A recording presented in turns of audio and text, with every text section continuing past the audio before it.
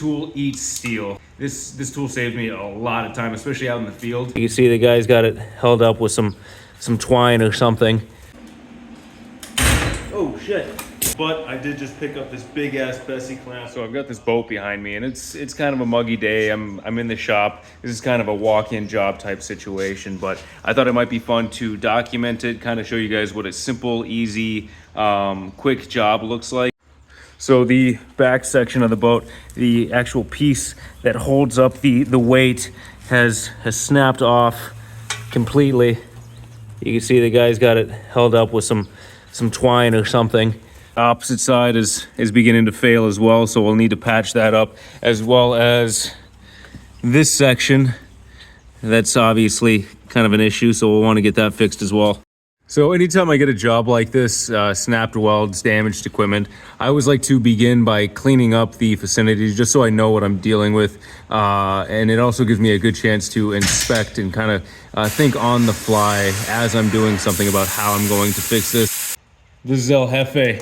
This is the Metabo 7-inch grinder with the back plate attachment and the fancy schmancy Cubitron discs. This tool eats steel. This tool saved me a lot of time, especially out in the field. There's a time and place to have finesse in this welding business, but field welding, doing shit like this is not the place. So I'm hesitant to use some of the small tools just because I don't feel like pussyfooting. I just want to get in and then get out as fast as possible. So having like big heavy tools is it changes the game.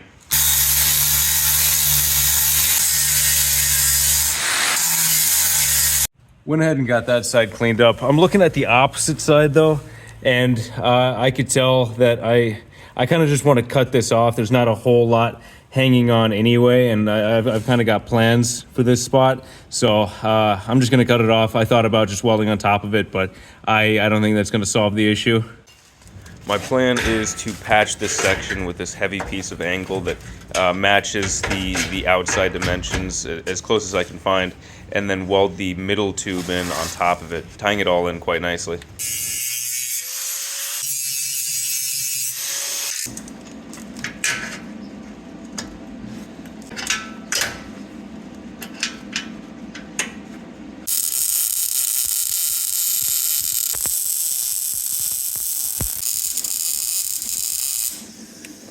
You know, I'm not even joking when I say that this hand jack is easily one of my most used welding tools in the shop. As you can see, this is not quite flush with the top, which is what it's supposed to be. So it needs a little bit of help, it needs a little bit of love. So I'm just gonna toss a clamp on it, suck it back in, tack it up, and then weld it up.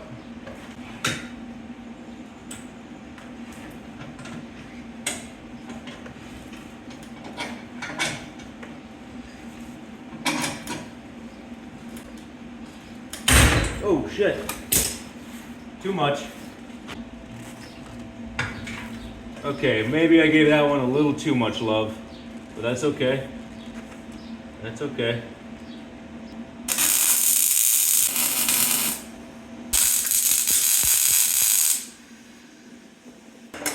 You know what? I tell you, it's not one thing, it's the fucking next. Always something.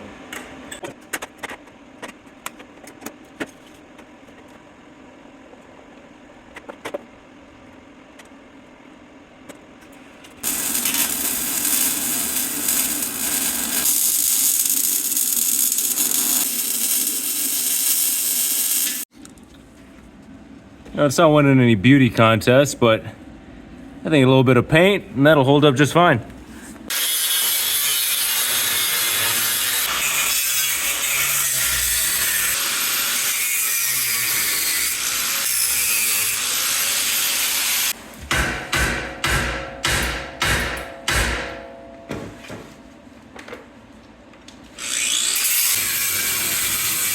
Ooh.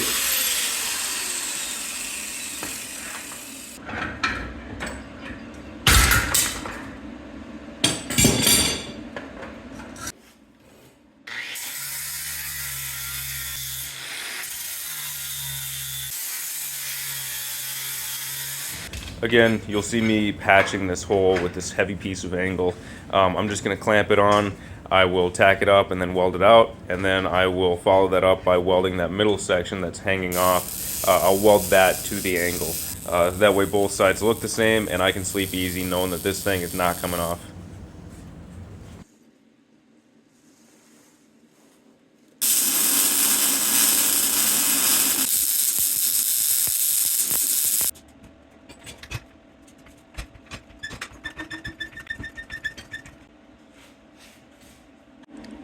So this is my final challenge. That fit up is not as tight as the opposite side. I've got about a 1/2 inch gap.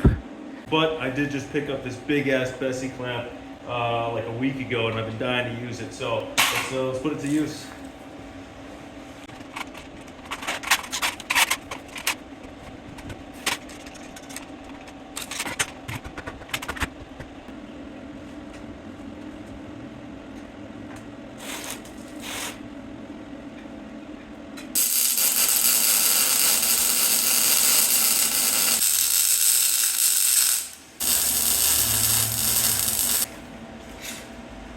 Weld that split open is the last thing I'm going to do today. I think with that back issue solved, I don't believe this is going to continue to open up. So I'm just going to gouge out along the side of the old weld, and then I'm going to lay a new bead on top of it.